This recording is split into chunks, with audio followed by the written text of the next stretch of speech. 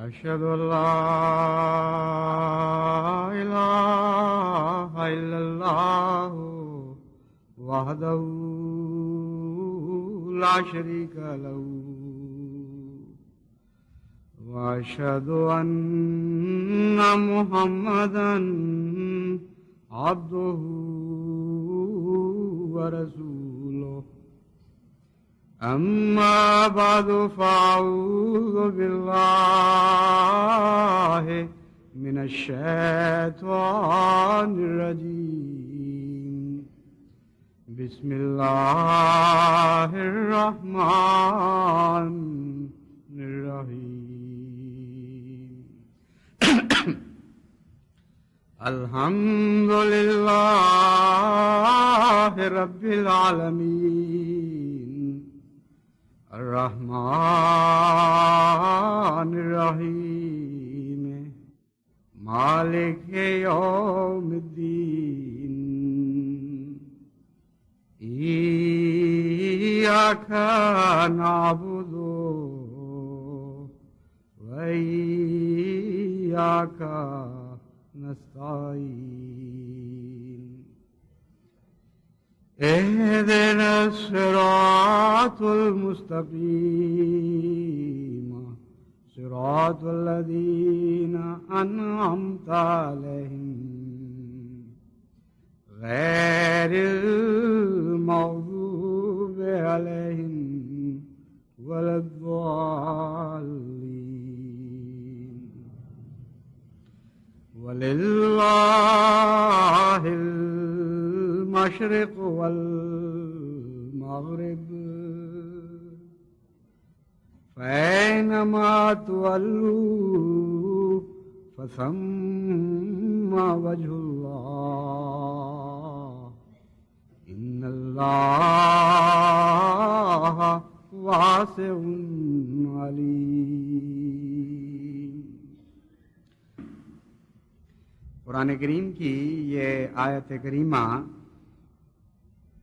جو میں نے آپ کے سامنے تلاوت کی ہے مختلف رنگ میں مومنوں کو خوشخبریاں دے رہی ہے۔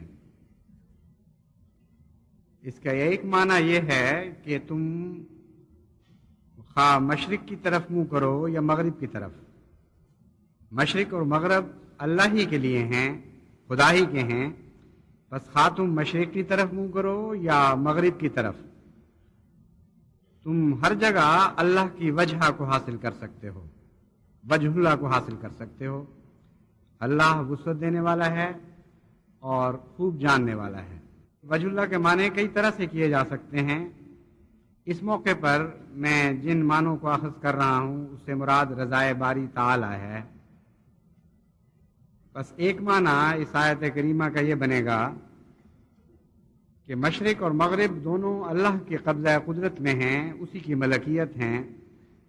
بس وہ مومن جو رضائے باری تعالیٰ کے حصول کی خاطر نکلتے ہیں، خواہ وہ مشرق کی طرف منہ کریں یا مغرب کی طرف، دونوں جگہ ان کو اللہ تعالیٰ کی رضا کے حصول کے مواقع میسر آئیں گے۔ ان اللہ واسع علیم، اللہ تعالیٰ ان مواقع کو وسعت دیتا چلا جائے گا اور نئی نئی راہیں خدمت دین کی ان لوگوں پر کھولتا چلا جائے گا جو اس نیت سے سفر اختیار کرتے ہیں کہ خدا کی رضا کے حصول کے مواقع کو تلاش کریں۔ دوسرا پہلو اسی معنی کا یہ بنے گا کہ وہ لوگ جو رضائے باری تعالیٰ کی خاطر سفر اختیار کرتے ہیں، خواہ وہ مشرق کی طرف منہ کریں خواہ وہ مغرب کی طرف، وہ دیکھیں گے کہ ان کو مشرق میں بھی اللہ کی رضا حاصل رہی اور مغرب میں بھی اللہ کی رضا حاصل رہی۔ اور رضائے باری تعالی کوئی محدود چیز نہیں، اللہ اس رضا کو اپنے بندوں کے لیے وسعت دیتا چلا جاتا ہے۔ بس نئے نئے رنگ سے وہ اللہ کی رضا کو ظاہر ہوتا دیکھیں گے اور خدا تعالیٰ وسعت دیتا چلا جائے گا۔ کس حد تک کس کے لیے کتنی وسعت دینی ہے یہ علیم خدا کا کام ہے، وہ فیصلہ فرمائے۔ جتنی نیت صاف اور پاک ہوگی، جتنا جذبہ گہرا ہوگا اور شدید ہوگا، جتنے ارادے بلند ہوں گے، علیم خدا انہی کی نسبت سے اپنی خدمت کرنے والے بندوں کے لیے مواقع بھی وسیع کرتا چلا جائے گا اور اپنی رضا کے اظہار میں بھی وسعت اختیار فرماتا چلا جائے گا۔ یہ حالیہ سفر جو اسلام کی خدمت کی نیت کے ساتھ خالصتاً لوجہ اللہ اپنے دل کو صاف اور پاک کرتے ہوئے ہم نے اختیار کیا، یعنی میں نے اور میرے ساتھیوں نے، اس سفر میں اس آیت کے یہ دونوں مفہوم ہم پر خوب اچھی طرح روشن ہوئے۔ باوجود اس کے کہ آج کل کے زمانے میں بکثرت خط و کتابت کے ذریعے، ٹیلی کمیونیکیشن کے ذریعے، اخبارات کے ذریعے دنیا کی خبریں ہر جگہ پہنچ رہی ہیں، اور باوجود اس کے کہ ہمارے مبلغین ان علاقوں میں، اور اگر مبلغین نہیں تو دوسرے احمدی ان علاقوں میں ایسے موجود ہیں کہ جو اپنے جائزے کے مطابق، اپنے اپنے مطالعہ کے مطابق مرکز سلسلہ کو ہمیشہ مطلع رکھتے ہیں کہ وہاں کیا ہو رہا ہے، کون سے خدمت دین کے مواقع موجود ہیں۔ اس لیے بظاہر تو اس سفر کے نتیجے میں کوئی نئی راہیں نظر نہیں آنی چاہیے، کیونکہ ہر جگہ احمدی آنکھ موجود ہے، ہر جگہ نظام جماعت موجود ہے، اور ہر احمدی کے ذہن میں جو خدمت کا موقع ابھرتا ہے وہ اس کی اطلاع مرکز کو کرتا رہتا ہے۔ لیکن اس کے باوجود قرآن کریم نے جب یہ فرمایا کہ جب تم للہ سفر اختیار کرو گے تو رضائے باری تعالیٰ کے نئے مواقع بھی تمہیں میسر آئیں گے، اور اللہ ان مواقع میں وسعت دیتا چلا جاتا ہے، تو لازماً یہ حقیقت پوری ہونی تھی۔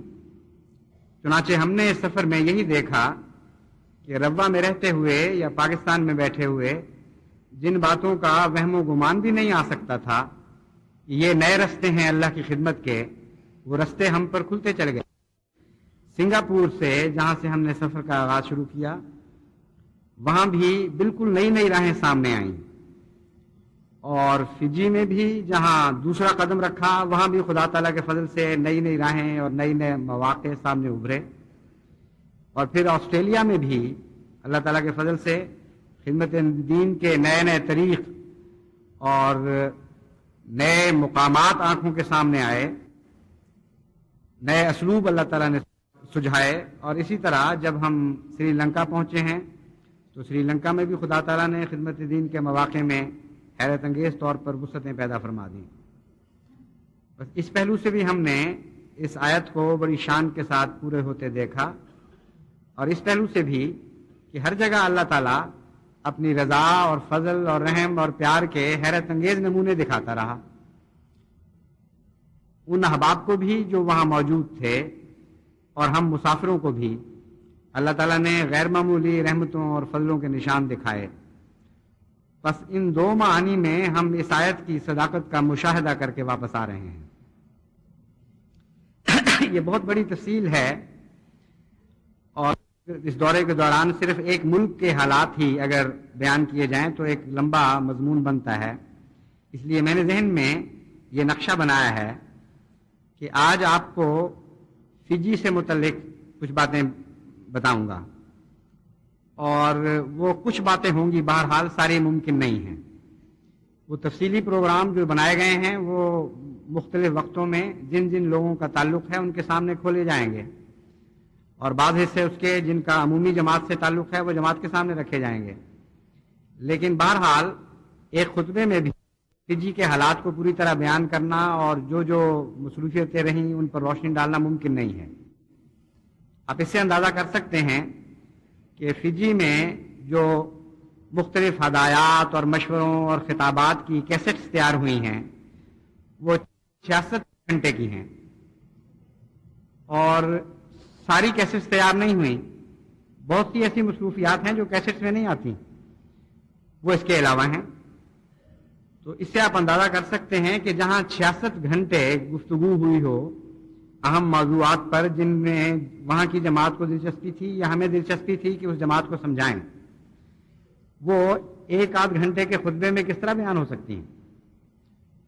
تاہم میں سمجھتا ہوں کہ لوگوں کو، ہمارے احمدی دوستوں، بچوں، مردوں، عورتوں، بوڑھوں کو بہت اشتیاق ہے کہ میں کچھ باتیں ان کے سامنے رکھوں۔ اس لیے آج کے خطبے کے لیے میں نے فجی کو موضوع بنایا ہے، یعنی بہت مختصر تعارف فجی کا اور بعض اہم باتیں جو وہاں در پیش آئیں، ہمیں ہمارے سامنے ابھری، ہمیں پیش آئیں، وہ میں آپ کے سامنے بیان کروں گا۔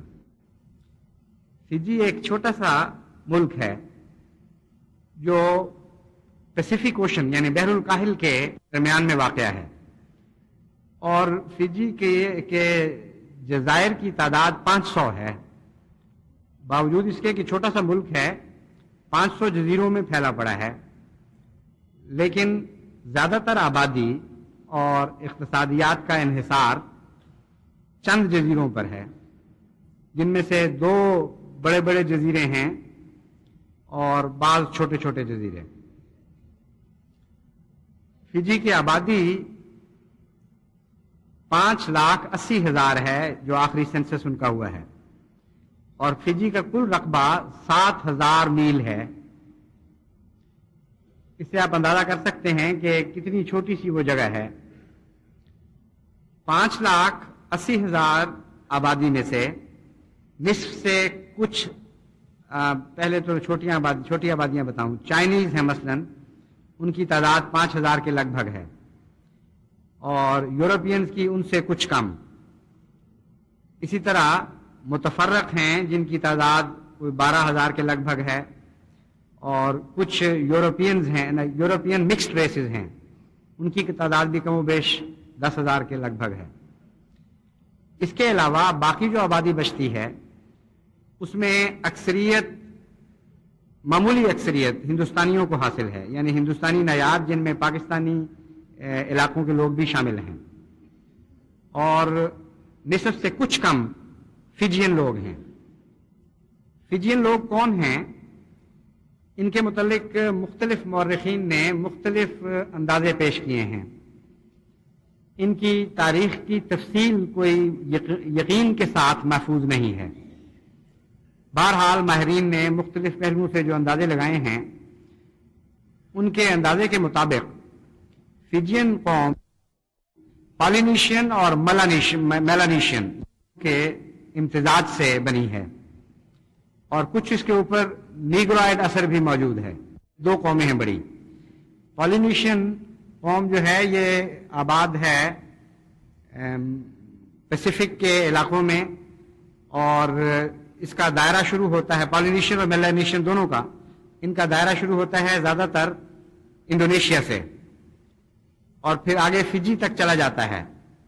ملایا میں بھی یہی نسل آباد ہے۔ یہ لوگ کون ہیں، کہاں سے آئے ہیں، اس کے متعلق ماہرین کے مختلف آراء ہیں۔ بعض کہتے ہیں کہ ان کا آغاز عرب سے ہوا، بعض کہتے ہیں کہ ہندوستان کے قدیم باشندے، یا یوں کہنا چاہیے کہ مشرق وسطی کے قدیم باشندے جو ایرین نسل سے تعلق رکھتے تھے، ان سے وہ بعد میں آ کر پہلے آباد ہوئے انڈونیشیا میں، پھر وہاں سے پھیلنا شروع ہوئے۔ لیکن جہاں تک فجی کا تعلق ہے، اس میں دونوں طرف سے لوگ آئے ہیں، مشرق کی طرف سے بھی آئے ہیں اور مغرب کی طرف سے بھی آئے ہیں، اور ان کی آپس میں ان کے خونوں کا امتزاج ہو گیا ہے۔ بعض لوگوں کا خیال ہے کہ ان کا اوریجن یا ان کا آغاز افریقہ سے ہوا تھا، اور افریقہ میں خصوصاً وہ یوگنڈا کے بعض علاقوں کے نام بتاتے ہیں کہ وہ وہی ہم شکل نام ہیں جو یہاں پائے جاتے ہیں۔ لیکن ان سب آراء پر غور کرنے کے بعد آج کل جو محققین نتیجہ نکالتے ہیں وہ یہی ہے کہ یہ مختلف قوموں، مختلف قسم کے خونوں کے امتزاج سے قوم پیدا ہوئی ہے، اور کسی ایک قوم کی طرف اس کو منسوب نہیں کیا جا سکتا۔ کچھ کیریکٹرز پالینیشین ہیں، کچھ میلانیشین ہیں، اور غالباً میلانیشین اثر زیادہ ہے۔ خیال یہ ہے کہ پہلے میلانیشین تھے، بعد میں پالینیشین آئے اور ان سے ملاوٹ ہوئی، اور کچھ نیگروائڈ اثر ہے۔ اس لیے نہ ان کو سفیدوں میں شمار کیا جا سکتا ہے، نہ کالوں میں، نہ زردوں میں، ان کے بیچ کی کوئی چیز ہے۔ بال گھنگریالے ہیں، رنگ گندمی سے کچھ گہرا اور بعض جگہ کھلتا ہوا، اور کشادہ چھاتیاں، قد لمبے، مضبوط قوم ہے، اور مزاج کی اچھی ہے، اس میں وحشت نہیں پائی جاتی زیادہ، اگرچہ پرانے زمانوں میں یہاں آدم خور بھی پائے جاتے تھے۔ تعلیم یافتہ طبقہ بہت سلجھے ہوئے مزاج کا ہے اور ضد نہیں ہے اور تعصب نہیں. دلائل کو سن کر فوراً بے تکلف تسلیم کرتے ہیں. قوم عموماً پسماندہ ہے اور بہت سے حصے ان کے جنگلی زندگی ابھی تک گزار رہے ہیں، مختلف قبائل میں بٹے ہوئے ہیں. لیکن انگریزوں نے ان کو آزاد کرنے سے پہلے کانسٹیٹیوشن ایسی عطا کر دی کہ جس کے نتیجے میں ہمیشہ اس بات کی ضمانت ہو کہ زمینوں کی اصل ملکیت بھی فجینز کی رہے گی اور حاکم بھی فجینز ہی رہیں گے. اور کانسٹیٹیوشن کے مطابق فجینز کے حقوق کی بہت غیر معمولی حفاظت کی گئی ہے. اس لیے یہ ایک بہت ہی اہم قوم ہے ان لوگوں کی نظر میں جو یہاں اسلام پھیلانا چاہیں. جو ہندوستانی آبادی کے لوگ ہیں ان میں اکثریت ہندوؤں کی ہے، جن میں ایک حصہ سکھوں کا ہے، اور ہندوؤں میں سے سناتن دھرمی زیادہ ہیں اور آریہ نسبتاً کم، بلکہ کافی کم ہے مقابلتاً. اور مسلمانوں کی تعداد جو ہے وہ ٹوٹل آبادی کی 8% کے لگ بھگ ہے. جو ماحول ہے وہ تبلیغ کے نقطۂ نگاہ سے بہترین ہے، کیونکہ ان میں آپس میں محبت اور سلوک پایا جاتا ہے. مذہبی اشتعال انگیزیاں نہیں ملتی اور مذہبی منافرتیں نہیں ملتی. ہندو، سکھ، مسلمان سارے بڑی محبت کے ساتھ ایک دوسرے کے ساتھ تعاون کے ساتھ رہ رہے ہیں. اسی طرح عیسائی جو یورپین میں سے بھی ہیں اور فجینز میں سے بھی ایک بہت بڑی تعداد ہے ان کی، وہ بھی مسلمانوں کے ساتھ مل جل کر اور ہندوؤں کے ساتھ اور سکھوں کے ساتھ مل جل کے رہ رہے ہیں. جو قدیم مذاہب ہیں یعنی فجینز کے، ان کی شکلیں کچھ افریقن مذاہب سے ملتی ہیں، کچھ شرک عمومی پایا جاتا ہے جو مذاہب کے بگڑنے کے نتیجے میں رفتہ رفتہ راہ پا لیا کرتا ہے. اور ایک مذہب بیان کرنا ان کا ممکن نہیں. وہ خدا کے قائل ہیں، ایک تخلیقی روح کے قائل ہیں، اور اس کے بعد پھر قبائل کے اپنے اپنے اولیاء ان کے خدا بنا لیے گئے، اور ان میں اہمیت حاصل ہے ان کے نیشنل ہیروز کو. کسی زمانے میں کسی نے اپنی قوم کی بڑی خدمت کی تو جس طرح مردہ پرستی کا رجحان دنیا میں ہر جگہ پایا جاتا ہے وہاں بھی پایا جاتا ہے، اور رفتہ رفتہ ان مردوں کو خدا کا مقام دے دیا گیا. کوئی جنگ کے لیے مفید ہے مردہ، تو کوئی بارشوں کے لیے، کوئی کھیتی باڑی میں ویسے برکت دینے کے لیے. غرضی کے کئی قسم کے توہمات ہیں جس نے قوم کو گھیر رکھا ہے. جادوگری کے بہت قائل ہیں، اور آج بھی اس قوم میں پرانے زمانوں کی روایات کے مطابق جادوگر موجود ہیں جن سے وہ برکت لیتے ہیں، مشکلات حل کرواتے ہیں، اپنے دشمنوں کے خلاف وہ تعویذ حاصل کرتے ہیں. غرضی کے جہالت کی جتنی باتیں ہو سکتی ہیں وہ ساری اس قوم میں موجود ہیں. احمدیوں کی تعداد جب میں گیا تو مجھے 8,000 بتائی گئی، لیکن میرے نزدیک اس سے کم ہے اور چند ہزار کہہ سکتے ہیں. لیکن جو احمدی موجود ہیں اللہ تعالیٰ کے فضل سے، ان کے اندر غیر معمولی بڑھنے کی طاقتیں موجود ہیں. سب سے اہم بات جو احمدیوں کے متعلق قابل ذکر ہے وہ یہ ہے کہ تربیت حاصل کرنے کا مادہ بہت پایا جاتا ہے. جب ہم وہاں پہنچے ہیں تو اس وقت ان کی کیفیت بالکل مختلف تھی، اور جا کر بڑی جلدی یہ محسوس ہوا کہ باوجود اس کے کہ ایک لمبے عرصے سے مبلغین وہاں موجود رہے ہیں، لیکن نظام جماعت کو سمجھانے کے سلسلے میں بہت ہی معمولی کام ہوا ہے. اور اکثر شکایتیں جو فجی کی جماعت کے بعض دوستوں سے متعلق یہاں آیا کرتی تھیں، اس کی وجہ بنیادی ان کے ایمان کی کمزوری نہیں بلکہ نظام جماعت کی لا علمی ہے. اور تعجب ہوا یہ دیکھ کر کہ مبلغین نے یہ محنت ہی نہیں کی، یہ کوشش نہیں کی کہ ان کو نظام جماعت سے متعلق کچھ بتائیں. اس میں ان کا قصور بعض صورتوں میں نہیں بھی ہے، کیونکہ جاتے ہی ان کی توجہ زیادہ تر تبلیغی کاموں میں لگ جاتی ہے، اور یہاں کی تربیت یافتہ ہونے کی وجہ سے ان کے احساس کا معیار بڑا بلند ہو چکا ہوتا ہے. ربوہ یا قادیان کے جو پرورش یافتہ لوگ ہیں ان کے دماغ میں نظام جماعت اس طرح رچ چکا ہوتا ہے کہ اس کے خلاف معمولی سی بات پہ بھی وہ مشتعل ہو جاتے ہیں یا گھبرا جاتے ہیں، پریشان ہو جاتے ہیں. تو یہ نہیں سوچا ان لوگوں نے، یعنی ہمارے مبلغین نے، کہ ان کی غیرت تو ٹھیک ہے اپنی جگہ نظام جماعت کے لیے، لیکن فجینز کے متعلق یہ تو پہلے معلوم کر لیں کہ انہیں نظام جماعت کا علم بھی ہے کہ نہیں. ان سے یہ توقع رکھنا کہ جس طرح قادیان کے تربیت یافتہ اور صحابہ کے پالے ہوئے لوگ ہیں، ویسے ہی وہ بھی نمونہ دکھائیں گے، جب تک بتائیں گے نہیں کیسے دکھائیں گے. تو صرف میرا یہ تاثر نہیں تھا، میرے سارے ساتھیوں کو یہی تاثر تھا کہ اکثر شکایتیں ان کی ناسمجھی لا علمی کے نتیجے میں پیدا ہوئی ہیں. چنانچہ جب ہم نے ان سے اس موضوع پہ گفتگو شروع کی، سارے شکایتیں پرانی بات سنی، حالات کا تجزیہ کیا، تو ان کو بالکل بے قصور پایا ہے اس معاملے میں. اور حیرت انگیز طور پر انہوں نے تبدیلی پیدا کی اور اخلاص میں اس تیزی کے ساتھ ترقی کی ہے کہ یہ چیز الفاظ میں بیان نہیں ہو سکتی. ان کی فدائیت کا جذبہ کسی پہلو سے بھی پاکستانی احمدیوں سے اور پاکستان کے مخلص احمدیوں سے کم نہیں ہے. ان میں خدمت کی روح نہ صرف موجود ہے، بلکہ جب ہم نے اس کو چھیڑا تو وہ یوں لگتا تھا کہ اچھل اچھل کے کناروں سے باہر نکل رہی ہے. تبلیغ کے لیے مستعد ہیں اور خدا کی خاطر ہر چیز قربان کرنے کے لیے تیار بیٹھے ہیں.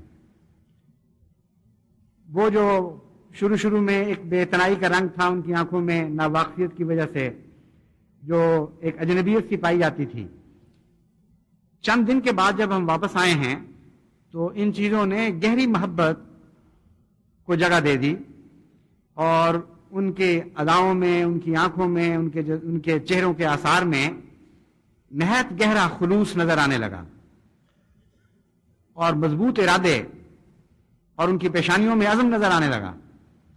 اور ہم نے دیکھا کہ ان کی نمازیں جو پہلے خشک تھیں پھر بھیگنے لگیں، اور بکثرت ایسے احمدی دیکھے جو پہلے ایک ہلکی سی ایک ناواقفیت کی نماز پڑھتے تھے ہمارے ساتھ، پھر ان کی کیفیت میں ایسی گہری تبدیلی پیدا ہو گئی کہ ان کی سجدہ گاہیں بھیگ جاتی تھیں آنسوؤں کے ساتھ. اور حضرت مسیح موعود علیہ الصلوۃ والسلام سے بڑی گہری محبت ہے ان کو، عشق کی حد تک. اور جیسا کہ میں نے بیان کیا ہے، جب ہم نے ان کو قریب سے دیکھ کر ان کی تربیت شروع کی تو چند دن کے اندر اندر ہی وہ یوں معلوم ہوتا تھا کہ ایک نئی قوم وجود میں آ گئی ہے.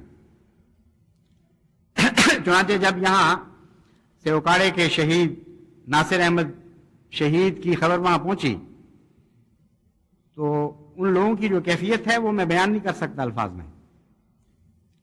اور آخری تقریر جو الوداع کے وقت ان کے امیر نے کی، اس میں اس بات کا ذکر تھا. معلوم ہوتا ہے جو اثر اس وقت قبول کیا جماعت نے، اس کا وہ اظہار کرنا چاہتے تھے. انہوں نے اور باتوں میں یہ بھی بیان کیا کہ ہم غفلت کی حالت میں رہے ہیں، جس کے لیے ہم کثرت سے استغفار کر رہے ہیں، اور یہ درخواست کرتے ہیں کہ دعا کریں کہ اللہ تعالیٰ ہماری گزشتہ غفلتوں کو معاف فرمائے، اور ہم جو نئی زندگی ہم نے حاصل کی ہے، نیا جنم حاصل کیا ہے، اس میں اللہ تعالیٰ ہمیں بیش از پیش ترقیات عطا فرماتا چلا جائے.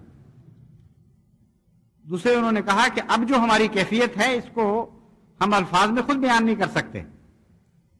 ایک نیا وجود ہمارا ابھر آیا ہے، اور آج ہمیں معلوم ہو چکا ہے کہ احمدیت کیا ہے. اور اس علم کے بعد اب ہمارے جذبات یہ ہیں کہ ہمارا بچہ، ہماری عورتیں، ہمارے مرد، ہمارے بوڑھے، ہمارے جوان شہادت کے لیے بخوشی تیار ہیں. انہوں نے کہا کہ ہم مبالغہ نہیں کر رہے، ہم یقین دلاتے ہیں کہ اسلام کی خاطر ہم سب کی جانیں اب حاضر ہیں. بکریوں کی طرح ذبح کی جائیں گی تب بھی ہمیں پرواہ نہیں ہوگی. ہمارے اموال حاضر ہیں، ہماری عزتیں حاضر ہیں، اور اس یقین کے ساتھ آپ واپس لوٹیں کہ اللہ تعالیٰ کے فضل سے خدمت کی جس راہ پر بھی آپ بلائیں گے ہم حاضر ہوں گے. ایسا روح پرور وہ نظارہ تھا ان کا آخری عزم اور اس کا اظہار. اگرچہ میرا دل پہلے بھی ان کی زبان سمجھ رہا تھا جیسا کہ میں نے بیان کیا ہے، لیکن جب الفاظ میں انہوں نے بیان کیا تو میری توجہ اس واقعہ کی طرف پھر گئی جو عظمت میں اس سے بہت بلند ہے، لیکن دراصل اسی کے صدقے اس قسم کے واقعات رونما ہوتے رہتے ہیں. یعنی جنگ بدر کا وہ منظر جبکہ حضرت صلی اللہ علیہ وآلہ وسلم نے اپنے غلاموں سے پوچھا تھا کہ مجھے مشورہ دو. ایک لمبی کہانی ہے جو بار بار آپ سن چکے ہیں، پھر بھی اس کا مزہ رہتا ہے باقی. متعلقہ حصہ اس کا یہ ہے کہ جب انصار نہیں بولے اور حضور اکرم صلی اللہ علیہ وآلہ وسلم نے بار بار پوچھا کہ مجھے مشورہ دو، تو تب انصار کے ایک نمائندے نے یہ کہا، یا رسول اللہ، شاید آپ کی مراد یہ ہے کہ جب آپ نئے نئے تشریف لائے تھے اس وقت ہم نے معاہدہ یہ کیا تھا کہ مدینے کے اندر تو ہم آپ کے ساتھ لڑیں گے، مدینے سے باہر نکل کر نہیں لڑیں گے. تو شاید اس معاہدے کی طرف حضور کی توجہ منتقل ہو رہی ہے. لیکن امر واقعہ یہ ہے کہ اس وقت ہم سمجھے نہیں تھے آپ کی ذات کو، اس وقت ہم ناواقف تھے اسلام سے. اب تو ہماری کیفیت یہ ہے کہ ہم آپ کے آگے بھی لڑیں گے، آپ کے پیچھے بھی لڑیں گے، آپ کے دائیں بھی لڑیں گے اور آپ کے بائیں بھی لڑیں گے. اور ممکن نہیں ہے کہ کوئی ہاتھ آپ تک پہنچ سکے، کوئی وجود، کوئی جسم آپ تک پہنچ سکے جب تک وہ ہماری لاشوں کو رونتا ہوا نہ آئے. یہ ایک بہت ہی عظیم الشان واقعہ ہے جس کی کوئی مثال نہیں ہے تاریخ عالم میں ایسے پیارے جواب کی. اور اسی نوعیت کے چھوٹے چھوٹے واقعات اسی عظیم واقعات کی برکت سے پیدا ہو رہے ہیں. حضرت محمد مصطفیٰ صلی اللہ علیہ وآلہ وسلم ہی ہیں جن کا تعارف جب کسی قوم سے پوری شان کے ساتھ ہو، اور آپ کے غلام مسیح موعود علیہ الصلوۃ والسلام کا تعارف جب پوری شان کے ساتھ کسی قوم کے ساتھ ہو، تو پھر ایسے واقعات رونما ہوتے ہیں. بس وہ لوگ بھی جب وہ یہ بیان کر رہے تھے میری نظر میں ایسا ہی مقام رکھتے تھے جن پر حضرت مسیح موعود علیہ الصلوۃ والسلام کی حیثیت پوری طرح روشن نہیں تھی. احمدی ہونے کے باوجود بھی مقام مسیحیت ان پر پوری طرح روشن نہیں تھا، اور احمدیت کی روح کو اچھی طرح نہیں سمجھتے تھے. چنانچہ جب ان پر یہ روشن ہوا تو یہ قربانی کا جذبہ ایک طبعی امر تھا، ایک قدرتی چیز تھی جس نے ظاہر ہونا ہی ہونا تھا، ایک قانون تھا جس کو کوئی بدل نہیں سکتا. تو سب سے بڑا جو پھل لے کر ہم لوٹے ہیں، جس سے دل کناروں تک اللہ سے راضی ہے، وہی ہے کہ جماعت احمدیہ میں اللہ تعالیٰ کے فضل سے ایک حیرت انگیز اور نمایاں اور پاک اور عظیم الشان انقلابی تبدیلی واقع ہو گئی. اور وہاں کے جوان اور بوڑھے اور بچے خدمت دین کے جذبے سے اس قدر سرشار ہوئے کہ ان کو دیکھنے سے ایمان تازہ ہونے لگا. چنانچہ جب ہم سفر سے کے وقت روانہ ہوئے ہیں تو اس وقت جو ان کے دلوں کی کیفیت تھی وہ حقیقت ہے کہ الفاظ میں بیان نہیں ہو سکتی. ایک عجیب اخلاص کا سمندر آیا ہوا تھا، اور ان کی آنکھیں یہ پیغام دے رہی تھیں کہ ہم ہر وہ بات یاد رکھیں گے جو آپ نے ہمیں کہی ہے. ہم اپنے تصور میں بھی یاد رکھیں گے، اپنے دل میں بھی یاد رکھیں گے، اپنے عمل میں بھی یاد رکھیں گے، اور انشاءاللہ تعالی آپ کو ہمیشہ ہم سے اچھی خبریں آئیں گی. جب ہم آسٹریلیا پہنچے تو ایک نوجوان جو معمولی اقتصادی حالت کے آدمی دوست نوجوان ہیں، یعنی زیادہ ان کو اتنی توفیق نہیں کہ وہ کرایوں پر یوں ہی رقمیں خرچ کریں، وہ ہمارے پیچھے پیچھے آسٹریلیا پہنچ گئے.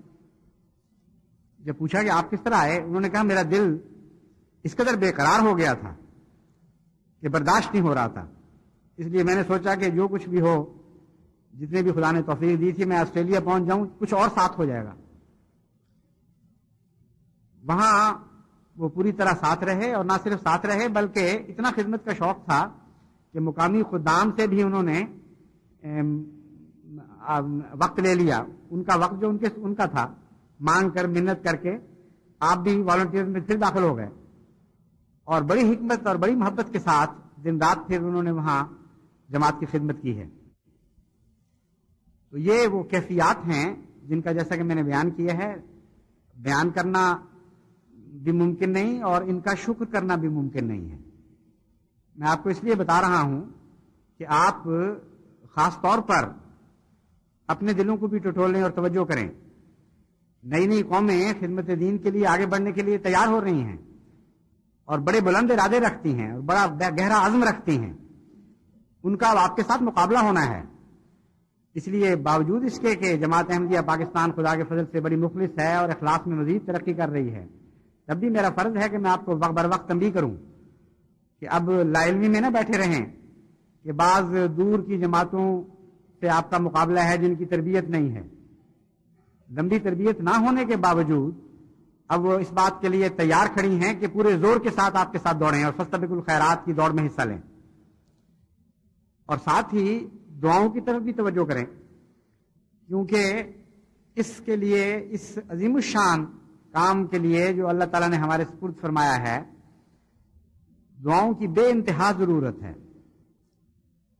یہ تو لمبی داستان ہے، میں نے سوچا ہے کہ باقی انشاءاللہ اجتماع پر بیان کروں گا۔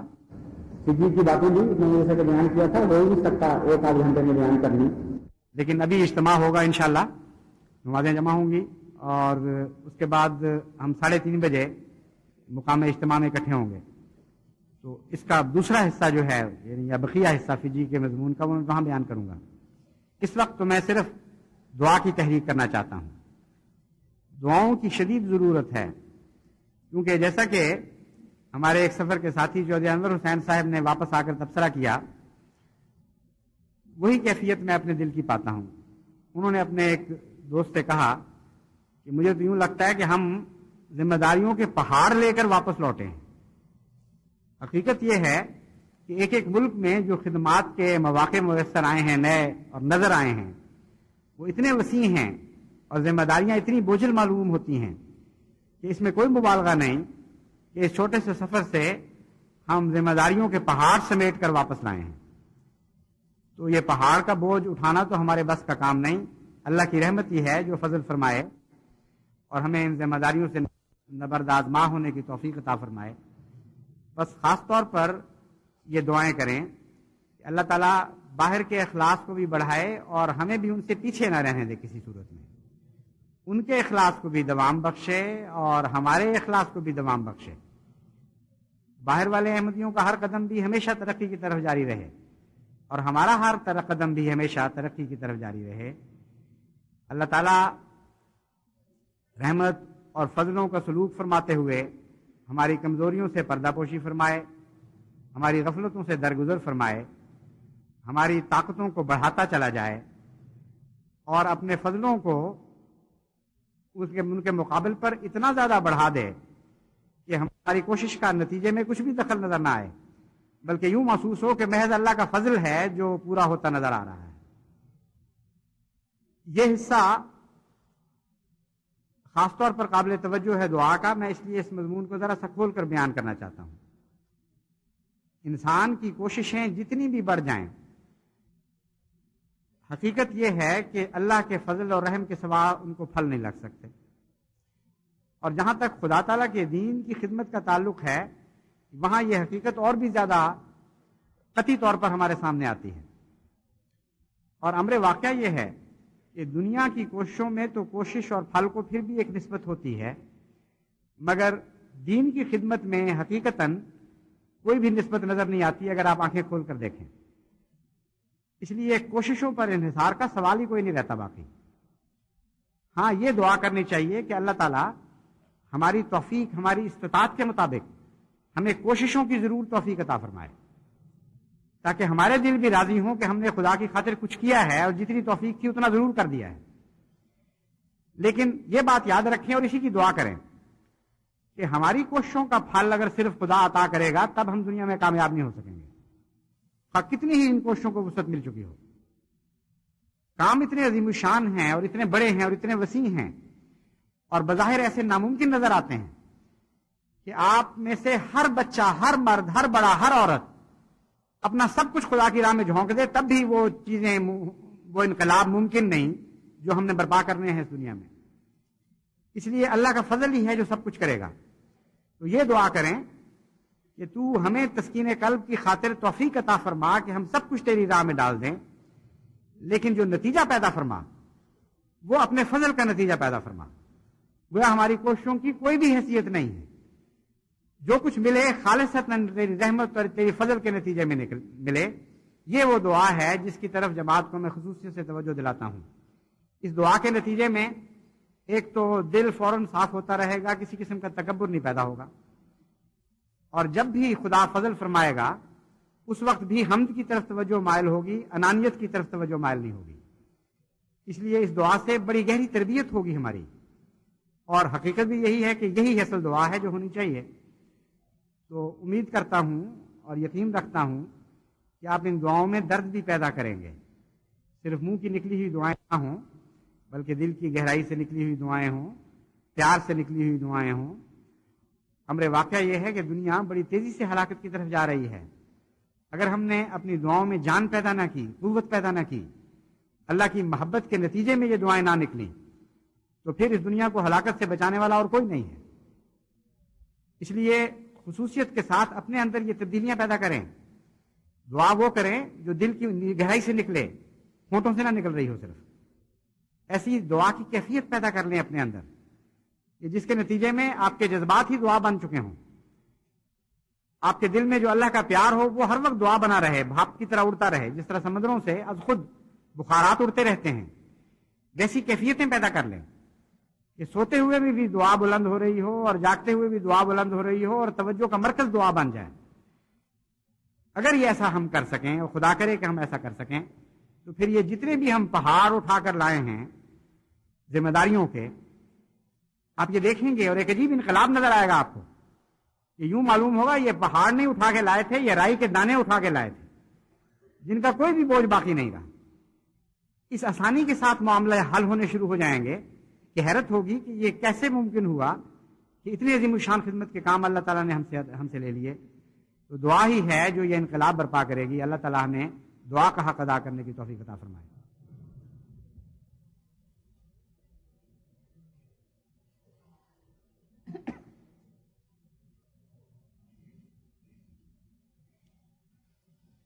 الحمدللہ نحمدہ ونستعینہ ونستغفرہ ونؤمن بہ ونتوکل علیہ ونعوذ باللہ من شرور انفسنا ومن سیئات اعمالنا، یهده اللہ فلا مضل له ومن يضلله فلا هادي له، ونشهد ان لا اله الا الله وحده لا شريك له، ونشهد ان محمدا عبده ورسولہ۔ ایک دعا کا اعلان کرنا ہے۔ ہمارے مکرم میاں محمد ابراہیم صاحب جمونی، جو امریکہ میں بہت دیر تک خدمت دین کی توفیق پاتے رہے، ان کی آنکھوں کی بینائی پر اثر پڑ گیا تھا، ان کو وہاں آپریشن ہوا، یہاں بلایا گیا واپس، تو ایک آنکھ میں کوئی نقص تھا، اس کے آپریشن کے لیے چند دن ہوئے آپ راول پنڈی گئے تھے۔ وہاں سے رات فون پر اطلاع ملی ہے کہ آپریشن سے کچھ عرصہ پہلے ہی دل کا دورہ ہوا، چنانچہ اب وہ انٹینسو کیئر کے وارڈ میں ہیں۔ اور ابھی جمعے پر آنے سے پہلے پھر فون آیا تھا بہت پریشانی کا کہ ڈاکٹر پریشان ہیں، ابھی تک حالت سنبھلی نہیں۔ تو باب جماعت خاص طور پر یہ محمد ابراہیم صاحب کی صحت کاملہ عاجلہ کے لیے دعا کریں۔ عباد اللہ رحمکم اللہ، ان اللہ یامر بالعدل والاحسان وایتاء ذی القربى وینہی عن الفحشاء والمنکر والبغی یعظکم